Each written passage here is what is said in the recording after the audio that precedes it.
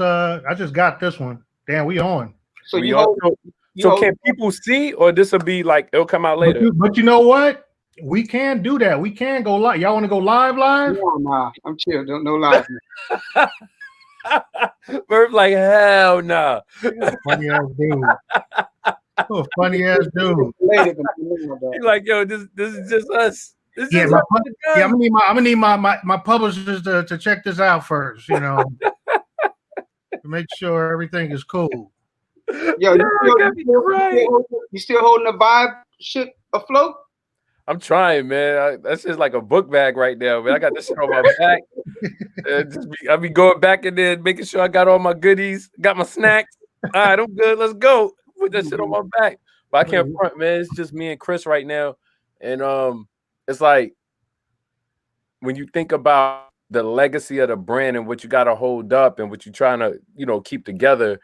If another brand from our era, as well as being black, just goes away, it's like we're the wins.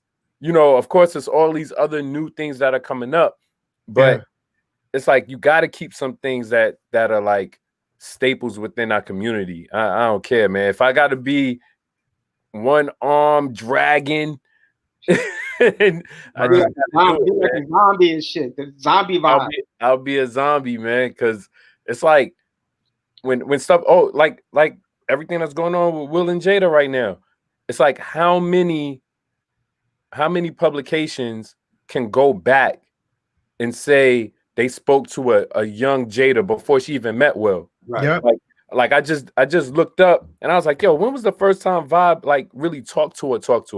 And it's like a 1-page joint in the Prince issue, the August 94 issue, ironically. The August 94 issue. And at the time, the Prince issue. Yeah, yep, the Prince issue. And at the time, she was dating Grant Hill. And I was like, oh, I forgot about that. Like, what? And he wasn't even in the NBA yet. It was like, and I'm like, all right, if brands like, say it again, Murph. He's got bodies. Yo, man, this guy, man. He brings bazooka out. I'm trying to be politically correct. He brings his bazooka. I mean, but I'm saying it's like how many brands have been able to talk to somebody back when they were, on the come up, and also in the piece is crazy. Yo, dog, she had so many movies back to back to back to. I was like, she had Menace, Low Down Dirty Shame, Jason's Lyric, Inkwell. Yeah. It was like boom, boom, boom. But she was in everything, bro. This is after Different World. She went on the run. After Different World. Yeah. And you forget like how crazy her run was, because what ends up happening, like with marriage, of course, you absorb that other person's energy and their track as well. Yes. And she slowed down. Because she started having babies too. Yeah, and then Will went all the way out the stratosphere. Yeah, which is super rare, to have two working actors that's really working. Word. And for him to rise to the point to where he's like number one in Hollywood, not just Black Hollywood, but number one in Hollywood, then you start having kids, of course. Okay, cool. Let's go ahead and slow this down. It was a lot, man. It's a lot. The thing that just bugged me out, and the reason why I brought it up is the fact that you don't have that many brands that can go back and say, we knew this person when, and here's how we've tracked their career and their lifestyle. I would say Ebony, Essence, that kind of went a little bit more so like deep into their careers, that type of thing, because white mainstream media, I think they only talk to them in the aspect of what project they were working on. Right, exactly. It's like they talk to them when they go super mainstream. There you go. Like with that one little piece that was in Vibe, like she was able to talk about her parents' substance abuse, how they got divorced, the way that and the writing was so different back then. It was like 440 words. You were able to get everything in about. I was just like, I was blown away. Who wrote it? What's her name? Elena Oyuma. Yeah, like, name. Yeah, I don't remember her name like that, but I know. It sounds like I know the name. Like yeah, because you know, like back then, those bylines meant everything. Oh yeah. Like who wrote it? You know what I'm saying? So yeah, man, I'm just trying to preserve that, and you know, I even retyped it and the whole thing so we can have these things out there, because a lot of that stuff, if it's on the internet, it's in like scanned form. You can't gotta blow it up and move it around. Yeah, man. But other than that, it's good. That's the thing that sucks, man. Even for us, man. To I mean, it's like nobody wants to go ahead and assume the super OG status, because you know we came in as little pups, and we knew that there was so many cats over us that we was aspiring to get to, you know, their level. But even from the time which we entered into the game, it's crazy to think how some of our early published pieces cannot be found. Yeah, man, that's crazy. Or at least they're not like easily accessible, you know. Yeah, like if people ain't got them in print, like a lot of our early published pieces, and it's like it never existed.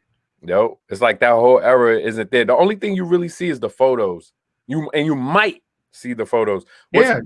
What's ill is like the covers are usually the things that everybody gets to see, but the inside shots be ill. It's so many times those like your Rick James piece, Murph.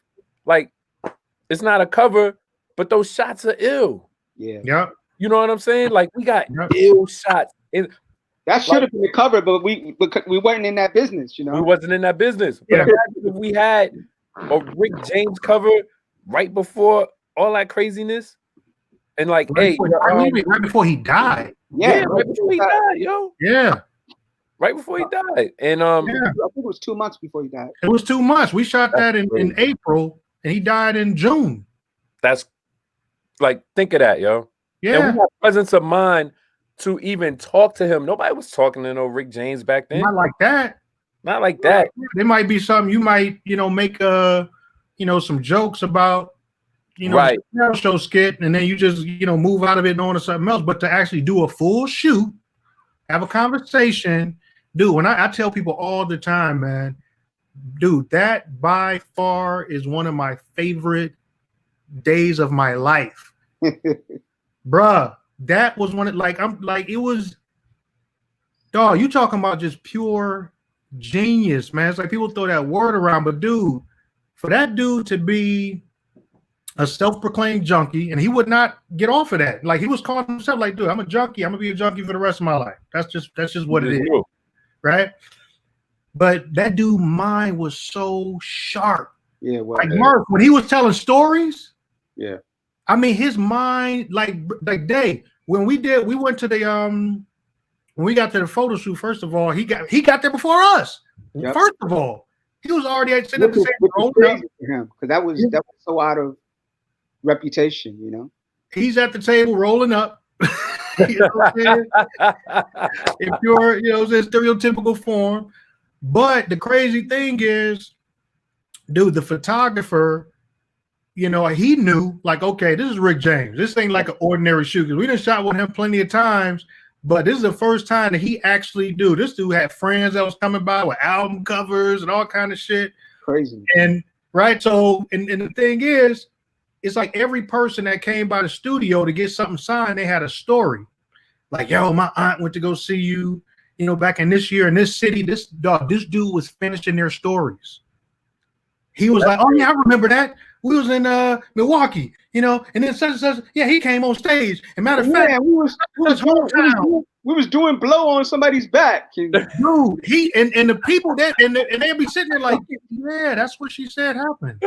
Like, yeah, that dude mind was so sharp, dog. Yo, Dude, that's I'm crazy. glad I had money. I'm glad I had a little money in the bank account because No, that was Yo, did he hit you with the bill, Murph?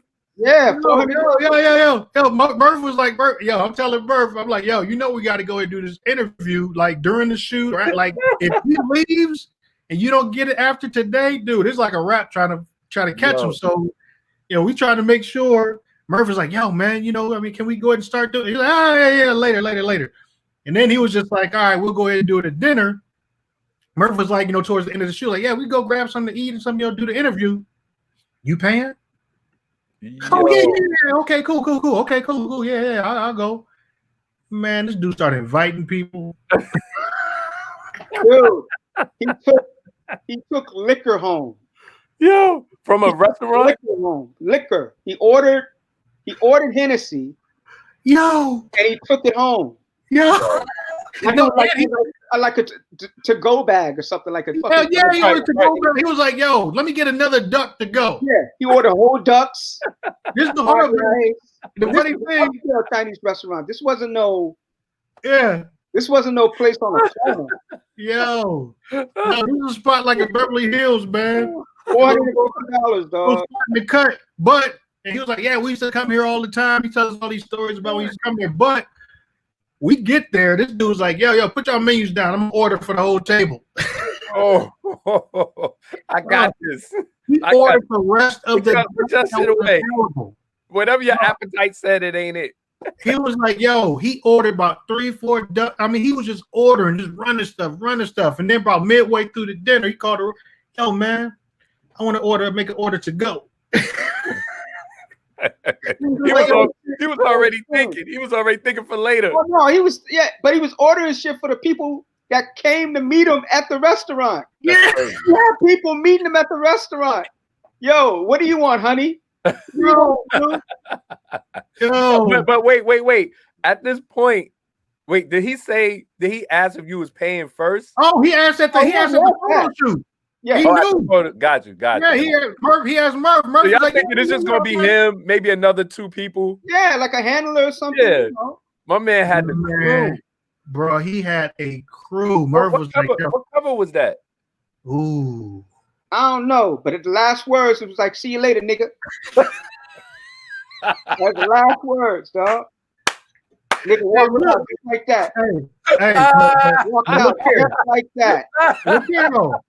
First of all, you got to admit a couple things. One, it's not like, you know, okay, he was in and out. Like, we spent time. No, we spent time. It was a 2-hour interview.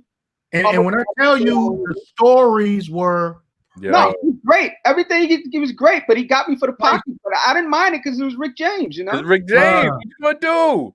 It was. I think it came off light. Murph. He might have. We reimbursed you. Oh no, you reimbursed me. I had to help him. I remember you hit me. About 2 months later. Shit, yo. But y'all talking about those stories were classic. I remember he was in the restaurant. He was like, yeah. He was like, man, you know, I remember I used to come in here back in the day. I used to sit in that corner back there. You know, that was like my corner booth, man. I remember I had like this girl with me one day. You know what I'm saying? I used to have a bunch of security. I was like, man, hey, y'all stand in front of the table, man. I'm about to go ahead and do her right here, right now. What? Yeah, dude. In the restaurant. In the restaurant. Like, hey, y'all stand right here. Stand right here. He had his bodyguard shielding while he was having sex, dude. That dude is different, man. And Murph, I saw you got into it with somebody recent over Prince and Rick James. Oh yeah, Vlad's ass. That was Vlad? Yeah, Vlad TV. So it wasn't him, was it? You know I'm talking about, right, dude? Was it him or was it somebody else? Somebody else. I think it was actually him. So what was his argument? He said that Rick James had a better catalog than Prince. Something like that. He said something crazy, and he got ratioed. He got ratioed big time. Like people were like, and I'm like, look, I love both. Yeah. Right. But Rick didn't have Prince's discipline. Mm. You know, like he didn't have the vision that Prince had. He started off with the vision, then the crack pipe got him, you know? Right. And it was after that, it was just like, where's the crack? Modern day era, that would have been a hell of a versus. Yeah. Oh, so man. like, See, because everybody tries to put Prince and Mike. Right. Yeah. Which, you know, that's just been the marketing thing. Still, yeah. And it's still there. But yeah. I think the more exciting one is Rick James Prince. Listen, if you ever get a chance to watch Tales from the Tour Bus, it's a cartoon. Oh, that's Nelson George joint. No. It's the dude that did Beavis and Butthead. Nelson George worked on that. Mike Judge. Yeah, he worked on that. Okay. I don't know who worked on anything. All I know is the funniest shit you ever want to see. Yes. Because they're talking about stories from touring. Yep. From touring. Rick James's people were talking about when Prince opened up for him. They got another one where they're talking about Morris Day and the Time and Prince. The James Brown one. All that shit. But the shit is funny. Like, they're like, yeah, so me and Rick, you know, one of the Stone City band people were talking. And they're all like 6'1", 6'2", 6'3", and they're talking. And then we hear this voice, and we don't know where it's coming from. We're like, where's the voice coming from? And then we had to look down, and it was Prince. Like, they were getting on him, dude. Yo, they was dirty back then, man. Could you imagine opening for somebody huge back then? Yeah. You know what I'm saying? Like, it was a time when Rick James was bigger than Prince. Yeah, he was huge. He was selling 3-4 million copies in like 81, 82 when black artists weren't doing that, dude. That's great. And he was talking about that. He was talking about like he was making $30 million a year when $30 million a year was like 90 million. Yeah. He was doing it. But like Cynthia Horner, I just did this Prince forum that they had, this big Prince forum, and Cynthia Horner was on it. And she's got stories. She got real stories. She got the early Black Money stories. Yeah, she's got they need to do a documentary series with her. Yeah. That go like 10, 11, 12 seasons. A Right On series, man. It's Right On. But real quick, was it Right On? Which one? It was Right On, Word Up, and Black Beat. Yeah. Right. But two of them were together under the same. They all were together. It was under the same. It was all under the same joint. Yeah, the club, the same company. I didn't know that. Yeah, they all were together, and she was telling me how she was telling us that, you know, Rick hated Prince. Like, we already know the story of when he hated Prince, but she was giving inside stuff like Prince messing up his shows, coming in with like on purpose on people's backs, like he was on chicks' back, disrupting the show, walking through the crowd. Wow. Taking people with him, like taking audience members with him. Oh, like so after he opened, he'll take people with him. Like when they started battling each other, Prince was like, "Oh, you really want to, you want to try to embarrass me?" Because he tried to shove some cognac in Prince's face. Wow. Come here, little nigga, and put the cognac in his face and tried to make him drink it. Yeah, we tried to get him to try to vote. Yeah, so Prince was like, "Okay, cool." So Cynthia Horner tells a story about how he would like come on stage and like kick Prince's ass. I mean, Prince would come on stage and kick his ass. Just go all the way out. And then people would leave. They were there to see Rick James, but they would leave after Prince was in, and Rick was livid. Oh. He was like, okay, we're gonna have to tamper that down. The stage got smaller for Prince and smaller. The spotlight got smaller. Like the sound got shitty. Wow. Yeah, dude. Yo, that technical difficulties, man. People don't even realize what dudes had to deal with back then to be great. Yes. Yeah. You know what I'm saying? Like the internal hate. Oh my gosh. Remember when Jay was opening up for he was the last act on the No Way Out tour. The opening act. Like nobody was in the audience when he came on. Yeah, man. Yo, he left that joint. Huh? You talking about Jay-Z? Yeah, when Jay-Z opened up for Puffy. He left that joint early. Yeah, he left because they were shitting on him. Yep. Bruh, that's like shit. Red and Matt opening up for the damn. What's the other tour? The from the movie, the Hard Knock Life tour. Hard Knock Life tour, yeah. They opened up while people were still coming in. Yeah. And they were mad. They were trying to shrink their shit up too because they're kicking their ass. Yeah, that's what I'm saying. They literally flying around. Oh yeah, they was up in the Raptors. They were flying. Yeah, ha. Yeah. Ha. I went to as an opening act. They opened up. That's crazy. They opened up, dog. That's crazy. Yeah, Jay-Z and them was like, yo, we gotta cut the time down. Because they was killing. They was killing. And then imagine that guy becomes your boss at the label. Wow, that's crazy. That guy becomes your boss at the label. Like that's crazy. No, just imagine for somebody like LL. Yeah. When Jay becomes the boss. Whew. Goodness. Just imagine, dog. That's why LL couldn't handle that shit. He was like, nah. Especially since they had that early in the 80s battle outside a club or some shit. And imagine the guy that approaches you at some club in the 80s. I know. Like, and you LL? You're LL. And he built Def Jam. LL built Def Jam. Yeah. Like, let's cut the bullshit. Like, he's the foundation of Def Jam Records. Absolutely. Before PE, before PMD, before Beasties, all of the Slick Rick, before any of them. Yeah. Yo, it's so wild. Somebody was talking about him recently, and I was like, well, LL came in battling. And it was like, nah, the Kumo D thing was late. I was like, nah. Like when you hear him on one of them early joints, he's like, so all you Jerry Kill suckers with the high heel boots. Was that like to the break of dawn or something? Yeah, before break of dawn. Rock the Bells. Yeah, Rock the Bells. Rock the Bells. All you Jerry Kill suckers with them high heel boots. Something you look like a Goof Loop troop. Yeah. Fruit Loop. You know he talking about Grandmaster Flash in them. Like, yeah. I was just like, this is a 16-year-old kid. Dude, only 16, making more than your pops. Yo, going crazy. What? Yo, you 16. I can't even go smack you and get points. They hated LL, dude. I can't go smack this kid. The OGs hated him. Oh my God. You know what else I hated him on the low? But it was like Friendly Fire, but it was on some, oh, you fucking kid. Run was like, you motherfucker.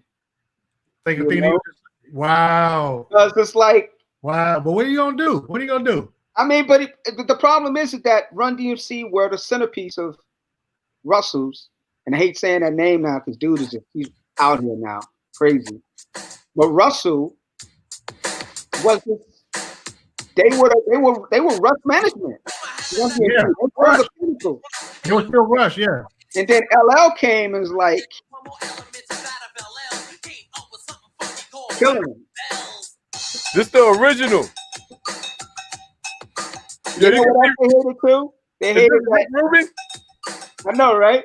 They hated that they were being asked to let LL write for them. Run DMC.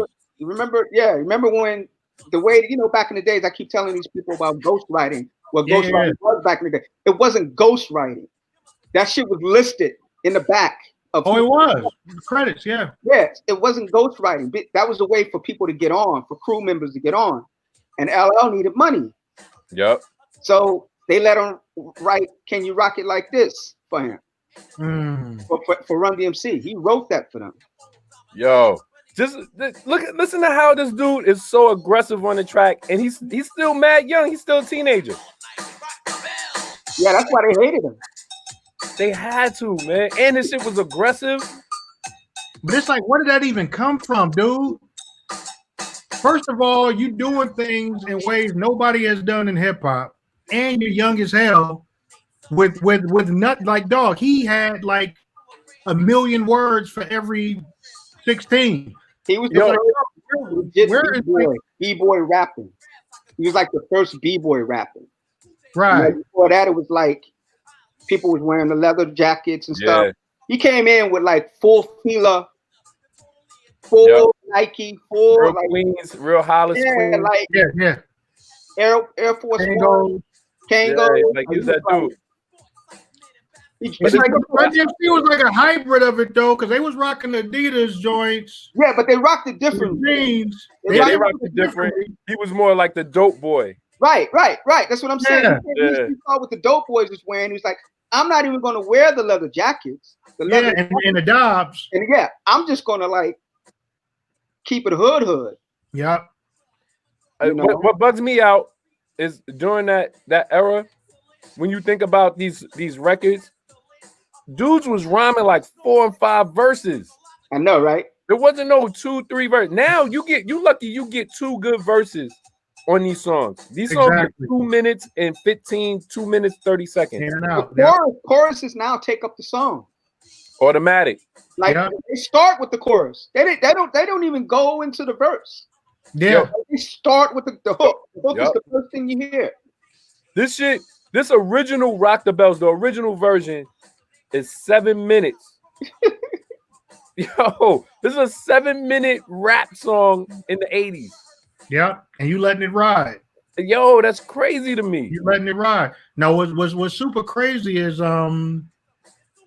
dude, just hearing Chuck D talk about like Big Dr. Dre, right, and how much he influenced that Def Jam sound, and teaching Rick Rubin like all of these different drum patterns and everything. It's like, dude, we never talk about Dr. Dre. That Dr. Dre, as far as his contributions to production, right, and how his style of production not only influenced Rick Rubin, but he also created like the first bass records, which influenced Luke. Like, we don't talk about Big Doc. We don't talk about him. Yeah, the MTV thing sucked it all up. Yeah, we like that's it. It's like he's in that box. He's known for the MTV host, but he's not known for his music or what he did. He's in a box, and it never gets discussed. I'm like, damn, stuff that I'm still learning. Like, for real. This is it right here. Original concept. Can you feel it?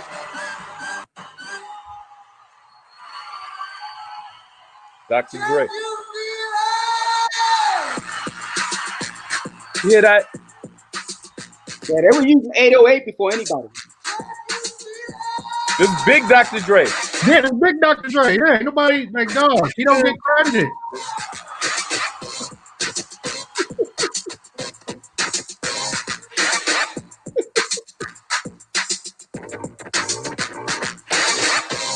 Woo! Just that breakdancing shit. You outside? This joint was bumping. You hit. Woo! Do that.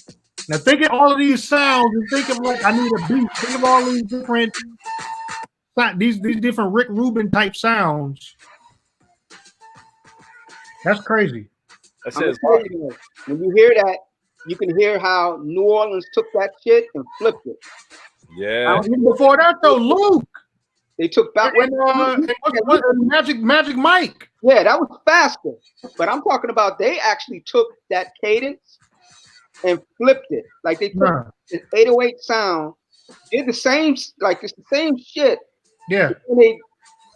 They just flipped that shit, dude. That episode that the documentary that that was the best episode of that whole series. I love that. New Orleans.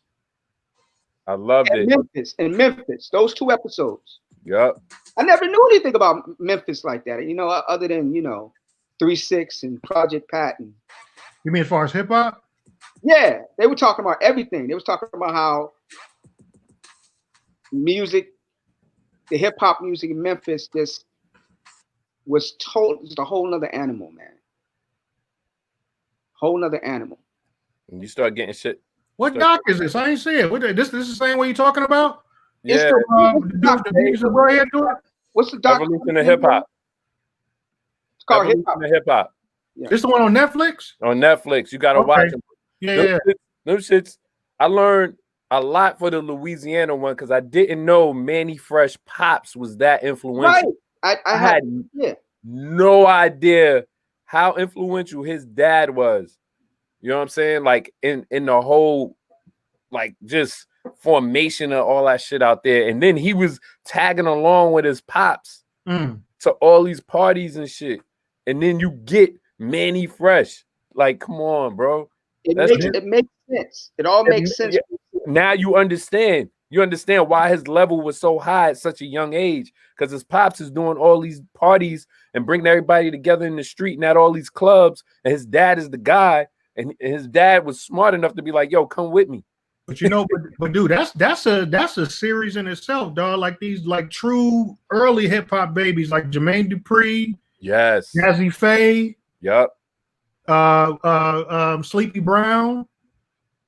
You know, Sleepy Brown's Poppers and Brick, T.I. Like we didn't like, you know, looking at T.I. and being like, okay, dang, why is the dude from Atlanta so lyrical? He was making them trips up to New York as a kid. His dad was like running numbers in Harlem. You know, it's just weird how, like, you know, just how all of these different layers, man. It's so ill too. And then you start to see, all right, cool. His dad is making the runs up in New York and everything. His business partner ends up being Jason Jeter. Jason Jeter from New York. Jason, even though he's from down there, he used to come up to New York, and he lived around the corner from us on Eastern Parkway. Like he was right around the corner from the Brooklyn Museum, Murph. I had no idea. So Jason Jeter was getting that New York flavor coming back down. T.I. getting some New York flavor going back down. Boom, there you go. Like it's all like Lego pieces, man. That make that big shit. Yeah, and when you think about, you know, just hip hop culture, you know how Atlanta been holding on and ain't trying to let go. But once again, the first real influential hip hop, you know, cat that really like made noise was Jermaine Dupri. Jermaine Dupri was also living in New York at some point in time. You know, just going back and forth between the Fresh Prince tour. You know what I'm saying? And meeting this little homie that he used to go up there and chill with and kick it with and bringing flavor back down. It's just like, it's like how all of this stuff just comes together. You know, even you taking your ass to Japan, you know, just certain, like all of these different things coming together, man. It's insane, man. When you start, I'm trying to see, where's the, damn, man. Jermaine Dupri is just, I really can't wait for his verses, though. But who could possibly go against that would be fair? I mean, you know how I feel about Jermaine. I always said that, you know, I respect him as a label owner and as a businessman. No, don't do it. Don't say it. Don't say it. But don't say it. He bit a lot. Don't say it. There you go. He bit a lot. But no, break now explain bit a lot. Explain. Well, what he would do is whatever was the hottest shit out, he would kind of find another version of it to capitalize off of it. So when Naughty by Nature was doing their thing, going crazy, and they had the whole look and the jump sound, he did Crisscross, was basically little Naughty by Nature, really hooky, really, you know, the look, all that. Just do the knowledge of it. When Snoop was popping, what did he do? He's like, oh, I'm not gonna find a dude. I'm gonna find the Brat. Listen to the Brats. That's not like that's not that you can guarantee that don't work. That's not a formula. She's doing Snoop for the whole album. Listen to it. Even the mannerisms. I remember. Even the mannerisms, dude. Like he does that. The only kind of like original type of thing that he did during that stretch was probably the girl group that he had. Which was technically his first social deaf artist. Yeah. That was kind of the original thing that he did. You know, Escape. That was his very first artist. Yeah. But most of the stuff was kind of like, how can I capitalize on this shit? But you can't do that though. It's like you gotta do that with every single label. You gotta do that with every single mogul. Yeah, like, you don't gotta. Bruh, no. That's what hip hop is, though, man. Not like that. No. Open the door. It's the that's what hip hop is, dog. You see it. Yo, hey, she did come in like Snoop. Hold up. She did. Hold on. Like her favorite rapper at the time was Fast. Here you go. Here you go.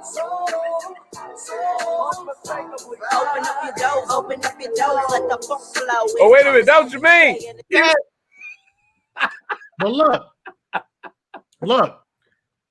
How many people after Snoop dropped, was saying, Izzle and Dizzle and Gizzle, like, dog. It's like it's an ongoing thing. If we was to really go ahead and get into the origins in terms, just like, okay, you borrowed this from this person, you borrowed this from that person. Yo, 6 a.m, Ice-T, he straight up tells you, hey, I was influenced by Schoolie D, being the real first gangster rapper. When he did PSK, right, I took that same type of cadence and concept and created 6 a.m. But the difference is that he didn't try to take Schoolie's mannerisms. And he didn't try. He said that it's the same thing. Dude, listen. Hold up. He didn't take his mannerisms, and he didn't take the actual cadence of it. Like, you know what I'm saying? Yes, he did. Snoop had a cadence, but he also had like certain words that he would use. He did, but I'm saying he put his own. Right. But in the same thing, and then what Ice also said was, after 6 a.m, Ice Cube came back with Boys in the Hood, which also was like, Ice Cube didn't use the key words that you would hear. That it's kind of like people use people's cadence all the time in hip hop. That's nothing new. Like Nas, all of them, whoever came up under, they kind of sounded like until they broke off. Nas, you find your voice. You don't want to take like Jungle Brothers slang in their life force. Like she was a little Snoop. Look at the video. She's even no. You're absolutely right. You're absolutely right. Like, but I'm saying in eras, that's what hip hop was doing, man. Run DMC brought in the Adidas. Kwame had the polka dots. Like, we was all going to merry-go-round getting the polka dot joints, man. Yeah, but we was all wearing the track suits. We was all wearing the Kangol. But we were civilians, though. That was the rappers was doing it too. If somebody else showed up in polka dots, guess what would happen? You get called out. Bang, bang, bang. Dude, but the baggy jeans. That's different. That's like everybody was wearing baggy jeans. No, but I'm just saying though, dude. It's like where's the line? Like, where's the line? The line is, if I show up wearing a Godfather hat like Run DMC back in 86, 85, I would get laughed at rapping with that team look. What I'm saying though, dog. The line is, dog, female, this label got a female rapper. Yeah. We gotta get a female rapper. No, dude. This label, got an R&B group. Like, it's like, and credit to the Brat. She grew out of that. She did. She actually fit though. That's the difference. She became her own shit. But what I'm saying is, Dupree. That aged well. Funkify aged well. Give It To You aged well. Reside aged well. Dupree was thinking he was thinking like a businessman. Yeah. But he was just brazen with it, dude. But you also got it. But you all dog. You got, how old was Jermaine Dupri at that time? Early 20s, something like that. Yeah, early 20s. Dude, all you gotta do is, what are you supposed to do at that time as you're learning and figuring it out? All you have to do is remember the battle between Dr. Dre and what was the big battle with Eminem and Ja Rule? Remember the Ja Rule Eminem battle? Remember that battle, right? Because of the 50 shit. Right. And you remember when Jermaine Dupri tried to get into the middle of it? And then Dre and then Timberland got involved somehow. Right. And Dre ad-lib, you was always whack anyway. Yo. Talking about Jermaine. Yeah. Like, dude, people thought he was whack back then. They weren't. He was putting up numbers though. That was the that was during the time that it didn't matter if you put up numbers, because but listen. Right, you had to be dope. But you know what this is though? You know what this is? Like this era that people could say, like, okay, if they're claiming like, all right, JD is whack, dude, this is still that era that T.I. is talking about right now. This is still that era to where, you know, New York had the crown, wasn't trying to let go of it, and anything, in many New Yorkers' eyes, anything outside of New York was whack. Yeah, but I think that was radio too. That was radio too. That was radio. That was radio. That's still early mid 90s. I mean, it was still strong then. Now remember though, Dre was saying that as a West Coast person too. But it's like, but they were at that time. Right. He was looking at like they did not have respect. Basically, what I'm saying is people do not have respect for Jermaine Dupri as a hip hop person. What about this? This some Snoop shit. I'm trying to tell you, dude. Oh, y'all. Yeah, the influence definitely there. Some for them boots when they crawl and creep and crawl. It's for all of y'all. Well, who's that making that funky noise? It's the brat tat tat tat busting out on that hand. Yeah, that's Dog Pound. That's Dog Pound. You're right. That's heavy influence. That's, all the way. Even then, when her coming out the gate, she was saying that Daz was her favorite rapper. Dude. Oh. I got even from Chicago, so I got love for her. All I'm saying is, I don't even put that on her because she was a young artist. Oh yeah, I put that on. JD was also on too, though. Dude, he was young. Dude, he'd been around for so long. But even at that time. But AD, even back then, you knew not to bite like that. You knew not to bite. That was like the cardinal sin back then. But I think he got away with it because it was a woman on the guy side. If it was a guy, it would have been shut down. You know how? But hold on. But is the brat dope? Do we acknowledge that the brat? No, unquestionably. I'm talking about her beginning. Her beginning. But dog, you got to think though, man. You really got to look at it, dog. I mean, people will never be able to talk about Kobe without talking about Michael Jordan's influence. Right. Same moves, same swag. The walk, the talk, everything. The interviews, like all the way. You know what I'm saying? I think what Jermaine really started to get his respect was in R&B. That's right. Because that's something. No, like he's unmatched. Yeah. To be able, I'm talking about him from a standpoint of coming in literally as a kid, and then just finding his way and continuously evolving. Like his career, dude, his career is literally a marathon. Yeah. A lot of people flamed out. If he was just straight up a biter and man, he really ain't got, you know what I'm saying, that soft. Right. It's like he would have flamed out super quick. He would have not. He wouldn't have made it out of the 90s. No, you're absolutely right. But here we are in 2020. You know what I'm saying? He's still gonna have a hit. He have a hit with the rap. Dude, this was still the first album. This is 94. And the video was crazy. Everybody's in the video. Everybody in this drink. This is 1994. The Bush Babies is in this. The Bush Babies. Biggie is walking up to the house. Bruh, Bill Bellamy was the hottest dude. You know what I'm saying? And like just MTV dude. Yo, Murph is not impressed. No, this was shit. I used to like this was my favorite Brat song. But no, this is the same album though. That's the thing. No, I like the song. The video. I like the video. The video is hard. The video the song was hard too. But I like the video. That's another song that aged well. They put that on right now. You're gonna be like, you're gonna remember that feeling. All I know walked in is Jermaine was sneaky as hell. That's all I know. Too Short walked in. I'm looking at him. Bruh. Yo, that was like the Biggie video, basically.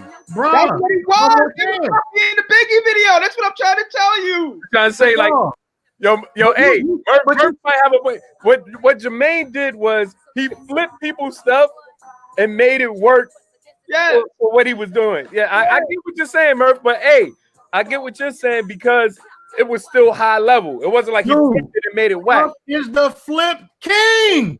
Yeah. What are we talking about? Just What are we talking about? You know how I feel What are we about talking about? I started. Are we saying Sean John was not inspired by Fat Farm? I started. Notorious magazine wasn't inspired by. It's like, come on, man. I started taking him seriously when he started working with Usher. That's when I started taking him and Mariah. Which I mean, that was after that. And Puff had the first shot at Usher. Yo, Usher had to say. L.A. Reid literally had Usher living with Puff to get the shit, to get the Puff life. Yeah, it was too puffy though. It was too puffy. The puffy. I mean, you probably crushed him. The puffy crushed him. It was too much for Usher. I'm gonna say this: you probably want too much Puff than not enough. At that time, Puff couldn't lose. You could, everything was 100. Like yeah. Wow, 1,000. Let's go. But I'm talking about. I'm going back to, it's like, dog. This is exactly the conversation that Tip is having right now in terms of just like the bias. When you from New York, it's like you cool, you gonna get a pass. But it's like, okay, JD's from Atlanta, like T.I. is saying from the South, and it's like, okay, he's doing a lot of the same as he's finding his way. And it's just like, man, that's corny. That's whack. Well, you're not gonna be able to, even if you wanted, give it to you to be like one more chance. If people think you're whack and you're corny, they're not gonna show up. Well, everybody showed up. I'm gonna say this. You mentioned who's gonna be the perfect person for Jermaine Dupri. Remember this shit? Chris Cross? This was hard. This shit was hard.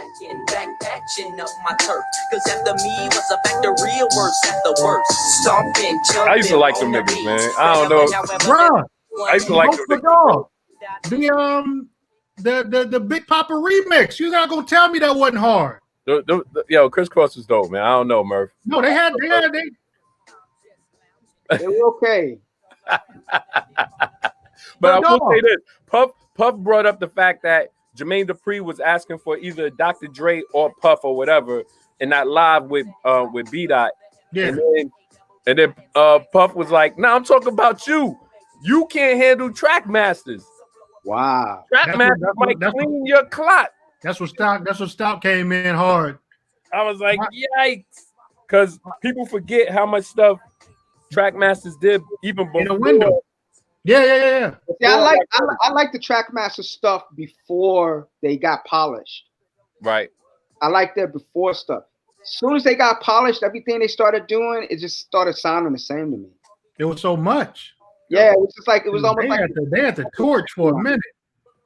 You know what I'm saying? I'm looking now. They had, when you look at some of the joints, man, hold on. This stuff is crazy. Finesse and Sinquest, Red Bandit, Chubb Rock, Coogee Rap and Polo, Live and Let Die, Red Hot Levatone, The Real Roxanne, Pudgy the Fat Bastard, Big Daddy Kane, YZ, Mary J. Blige, My Life, Changing Faces, Soul For Real, Heavy D. They worked on Ready to Die, House Party 3. Yeah, it's too much. LL, Faith. This is all before they really got locked in with. Before they really made their run. Yeah, Foxy, Nas. It was written, that album pretty much they executive produced. Yeah. So Shaquille O'Neal's Platinum, You Can't Stand the Rain. That's funny. Who do you think should go against Snoop in the verses? They were talking about was they talking about Busta? Yeah, they was talking about Busta. And you know who else came up during that whole time? It sounds crazy. Fat Joe came up. Yeah, Fat Joe. You know who I think it, and you're gonna laugh at me when I say this, but it makes sense when you think about it. Yes, I'm talking about just 20 songs. I'm not talking about 20 songs, not career, 20 songs. 20 songs. Yeah. Snoop and Jay. Z. Yes. Yeah. I'm not opposed to that. And that's who Snoop wants. Yeah. And I think Snoop deserves that. He does. And he got a hot 20 for you. Because he got the gangster shit. He's got Yeah. all that shit, dude. He's got landmarks on the low. He's got more landmark songs than Jay. Jay has more landmark albums. Right. Yeah. But he's got more landmark songs. He'll come out with a sneaky song. He'd be like, I wanna take my time. That's Or it. That's But he's got shit like deep, like when you start talking about like deep cover stuff like that, that's something else. It's That's that's like foundational. That's like ain't no fun. Or like ain't no fun. Like, dude, that type of But there's like certain songs that Jay would be like, okay, I have to really come out firing on you because you're bringing out some genre changing shit. Like you're bringing out some shit that just flip hip hop on its axle, you know? And you know what's so ill? This is the crazy part about that with Snoop is that, okay, we play this or whatever, right? When Who's My Name? I mean, Who Am I comes out. Snoop is the most wanted artist. Right. Like, I remember seeing him on Rolling Stone and all that. Like, he got that ushering in of this is a superstar that we know is a superstar. Yeah. The difference with Jay is Jay didn't get that treatment coming in. Jay fought for that shit later. Jay wasn't drafted. He got in like Dr. Dre, like he got in. Drafted. Perfect. Yeah, he wasn't drafted, but he had a Hall of Fame career. Snoop was LeBron James, and he fulfilled it though. He lived up to expectations and then some. Yep. Which is very hard. Yep, because New York only have one at that time, and that time was Nas. Yeah. Because they were like, yo, Nas is the next Rakim. Yeah. Nas is everywhere we went in New York, it was all about Nas. And the dude drops a debut album. They say 10 tracks, it's really 9. Right. It really 8, but I'm gonna be nice. But you heard some of those songs before. I heard all of them. They were on mixtapes. When it came out, the only song I didn't have was Represent. Wow. That was the only one I had. I ain't have Represent. Stretch and Bob. What was the other dudes, man? All them college niggas, they used to all play every song because Nas was even going around. I just saw somebody, they did a story and they were like, Nas was going around playing the album for everybody and forgetting dat tapes and shit. Yeah, people had his dat tapes, man. Yo, people had it. Wow. People had it, man. That shit got all around, bro. The label wasn't happy. That's what staggered his sales with M.A.D. That's why M.A.D. didn't have it. Because everybody had that shit already. Yeah, we even had it back in when I was going to Florida A&M. People had I'm at Michigan State when it dropped, and I remember at that time, I used to get so irritated by everybody just liking one thing to the point where I was like, man, I don't even want to hear it because y'all are on it so hard. Right. Like I had to go back and listen to M.A.D. Wow. I had to go back and listen to Doggy Style. Even though I was all over, the Chronic and all that, it was just annoying that, so many people just like seem so bandwagon type. I'm like, man, get out of here with that shit.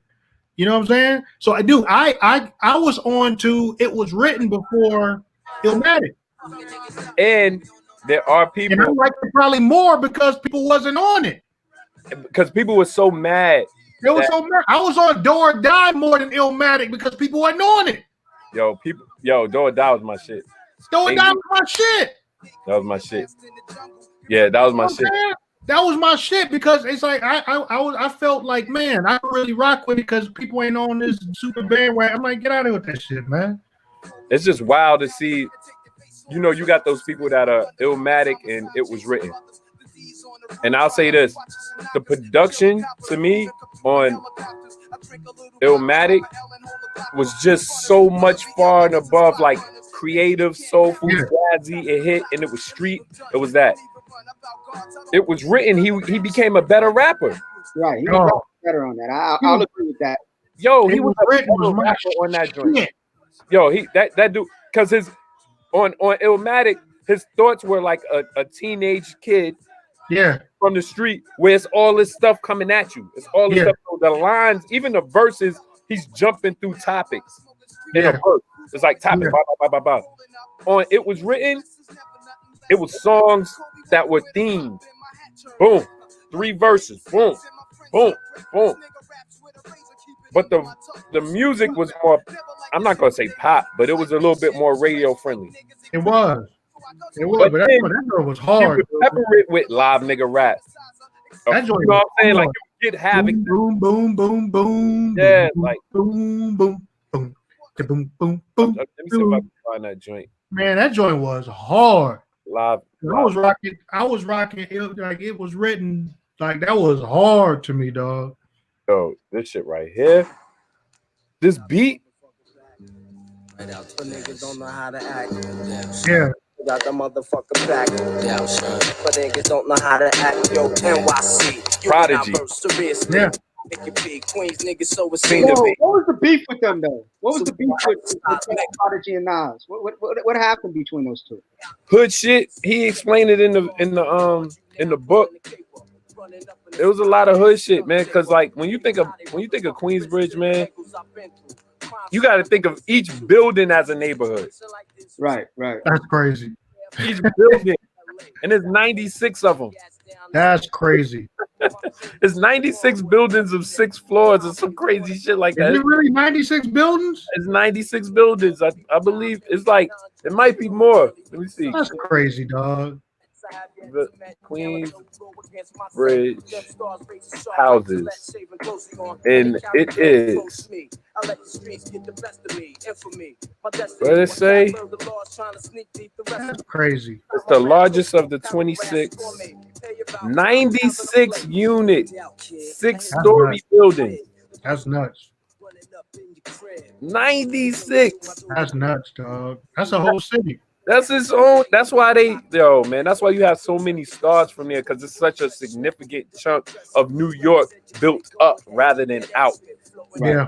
If you were able to build Brooklyn outside of its projects, you would have basically the same ratio of successful rappers. Wow. From Queensbridge. Yeah, and it's all just concentrated in, just like a. Yeah. That's crazy. I remember when I was interviewing Prodigy and them, I think it was back in 98, 99, around that time. And that's when the beef was happening between them. They were like, I was asking about Nas. He was like, fuck that nigga. Yeah, it was, all of them had beef with each other. And then Mega, and then Nature, and then it was just coming from every angle. And then everybody was just like choosing sides, because then you also had Traj and CNN who was together, and then they had beef. It was just so much, man. Then you had Nori had beef with Nas at one point. They all wasn't talking at one point. All of them was not talking. Then he threw something at Nas, or threw a plan or something. Yo, when you go back in the book, Prodigy goes through everything. And I think that when he came home, I think that was another contentious thing with everybody. It was hard for everybody to get together because the book dropped. Wow. And he was just laying everything out. You know what I'm saying? Shit crazy, bro. I'm gonna tell you crazy sidebar. Like, dude, I worked at LA record. Was that on Tommy Boy? I don't even remember. I think it was independent. I remember when I worked the video. I worked the music video. When they shot up the trailer? No, when you talking about they shot the trailer, you think about New York. I'm talking about LA. LA, yeah. They shot up the trailer for New York. Yeah. That came first.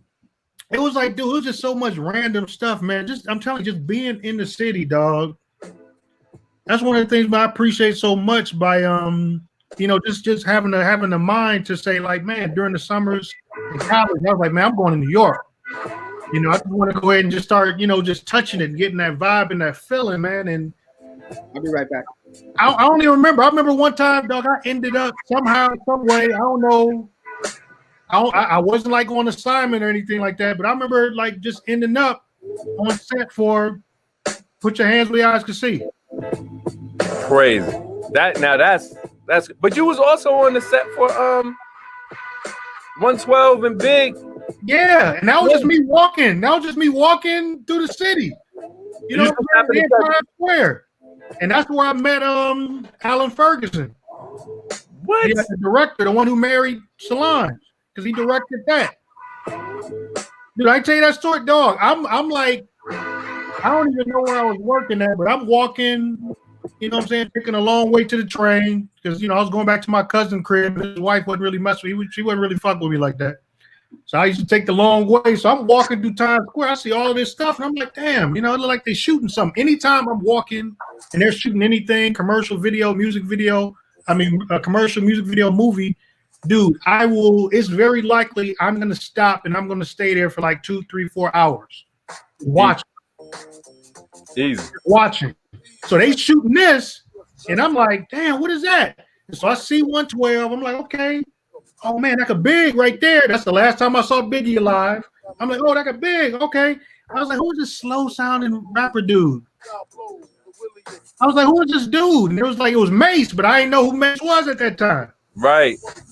But do I remember staying and one of my homeboys was doing a magazine on the music video industry. And so we was like interviewing different people about, just the music video industry. So I was like, yo, I want to interview Alex Ferguson because I recognize him. I saw his name on the slate. I'm like, I know him. I'm going to stick around to the end of the video so I could talk to him to see if I can get an interview with him. So once everything finally dispersed, and I remember seeing Biggie and it was these girls like across the street and they were like talking. I could hear them like, yo, let's go talk to Biggie. Let's go talk. I'm scared, girl. You go. I was like, y'all want to go? Y'all want to meet Big? He was like, yeah. I was like, oh, come on. I was like, yo, Big, what up? I was like, man, these girls, they scared to meet. They want to come over here and talk to you. They scared, man. Oh, for real? Yo, what's up? Yo, that's crazy. Last time I seen him, last time I talked to him. Yo. So I go talk to Alan Ferguson. As he, wrapping everything up for the music video, I'm like, yo, man, what's up, man? I'm an up and coming writer. At that time, I ain't wrote shit. But my homeboy, like I said, he had like a little independent music video magazine. I was like, yo, I want to interview you for this magazine we doing. He was like, okay, cool. And he was like, matter of fact, damn, man, I'm shooting a video next week. Why don't you come meet me? And I'm like, what are you talking about? I was like, cool, I'll meet you over there. He was like, matter of fact, yeah, come dressed. He's like, you got like a suit? I was like, my man, I don't want to be in the video. I don't want to be in the video. I want to interview you. Like I want to write a story on you. Like we interviewing directors and behind the scenes stuff. He's like, no, it's cool. Just meet me at the video. He told me the street. He told me the time. It was like next Tuesday at such and such. Just come dressed up, man. Come dressed up. I was like, but bruh, I don't want to be in the video. I'm not trying to be in the video. No, it's cool. I'm like, all right, whatever. So I come show up. I'm dressed up. Bruh, I get there and I'm looking like, why the hell are all of these people here? I'm seeing 112. I see Puff. I see Ron Isley. I see Lil Kim. I see Luke. I see Pete Rock. I see Flavor Flav. I'm like, what is this shit? What are we doing here? I see Angela Wimbush. That's what it was. I was like, stop playing. The Isley brothers floating on your love. Bruh. Angela Wimbush, Little Kim, Puff, and 112. You was at that. You're in the video. I'm in the video. I'm in the Soul Train line. No, you're not. Yes. Little Kim jumped out the cake. Oh, dog. And you were there when Little Kim jumped out the cake, bro. Dude, I'm still in college. I go back to college. I'm playing it on my video show. You know what I'm saying? Everybody else doing college radio. I'm doing college video. I'm like, yeah, this is me right here. You know what I'm saying? There I am right there with the blue shirt. Yo. Sometimes I think we got to recognize that what we were doing is not normal. Nah. Dog. Sometimes because you get dated a little bit. Yo. It's dog. What we dog. Especially times. Dude, I interviewed Puff and Big on the Big Mac tour. Bro, I'm still at Michigan State. that's They just, come to Detroit on a promotional tour. On that Big Mac tour, it's only me and my friends and Biggie, Craig Mack, and their whole crew, whoever's in the damn white 15-passenger van at a soul food restaurant, to ourselves, just kicking it with them. insane. Videotaping, you know what I'm saying? Videotaping them freestyling, like the whole nine. That shit was not normal. Come on, man. When you think about that, man, it's not normal, man. That's not a normal thing. It was not normal, dog. Normal life. To interview Outkast on their tour bus, like during the press run for Southern Playalistic. Yeah, definitely not normal. That's just not normal, dog. It's not, bro. You know what I'm saying? Meeting, interviewing Eazy-E with Bone Thugs. Like when Bone Thugs was first, their braids was like this small. This is 4 months before Eazy-E died in 1994. This is 4 months before Eazy-E died, dog. And then I got video of him coughing the whole nine. Damn, bro. So he was sick. He was sick, dog. It was cold, but I ain't thinking nothing of it. But looking back, I'm like, oh shit, he was coughing. That shit was. He was. 4 months later, that dude was gone. You think about the stuff that we done seen, man. I mean, it's too deep, man. It's way too deep. I gotta run over to take Moo. She just got a skateboard, so she thinks she Tony Hawk. So I gotta go get her. I want to see her, man. I haven't seen her in ages. I'm gonna send pictures. She gonna be on the skateboard all crazy. I gotta go get a the helmet. Yeah, man. Holla. Be good, y'all. This was dope, and I came up with something. I think we call this Mad Stories, and we gotta do it. M.A.D. Murph, Adell. Mad Stories. All right. Let's do it, man. Done deal. All right, y'all. Peace. All right. Peace. Peace.